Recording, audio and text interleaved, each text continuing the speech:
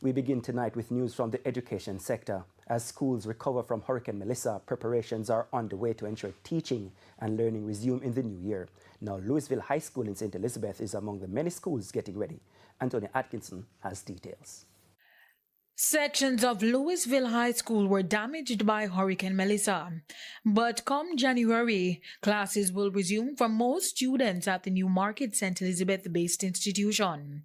The school is also a shelter. Currently, it serves as a home for 25 students who lost their homes. Following the passage of Melissa, we lost the roof to 4 major buildings: the administrative block, the science lab, the cafeteria, and the tech voc area, the technical vocational area. We lost the roof to the music room, the visual arts room, and so we were devastated.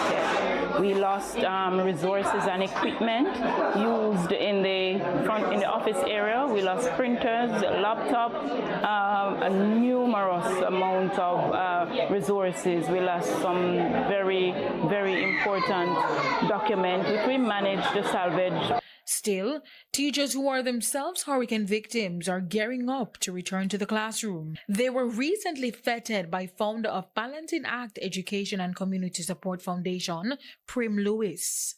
70 persons from Louisville, that includes 42 adults, teachers of Louisville, and 31 children. I must say that the idea started as a seed to support the Louisville teachers, but it grew and expanded. So today I have my colleagues from the Carteret College supporting me. We had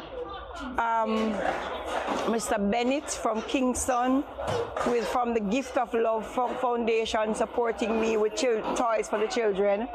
We had Great Start Academy, where I am the chairman for the school, giving support. Like those at Louisville High, teachers in other hurricane-ravaged areas will resume their duties. The Ministry of Education says when schools restart, various teaching and learning modalities, like online learning, will be used.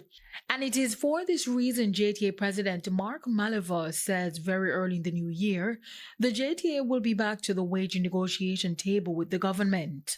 You are being asked to go back into those conditions and into those environments to work. Then the country needs to demonstrate how much they value us and pay us a salary in keeping with our value. You know, that I'm not even talking about a livable wage. I don't talk about that. I don't talk about livable wage. I don't talk about that. Because livable wage for them is minimum wage. That's not what I'm talking about. I am talking about a wage in keeping with your value.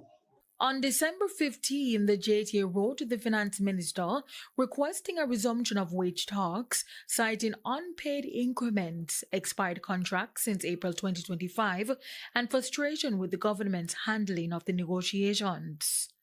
Anthony Atkinson, TVJ News.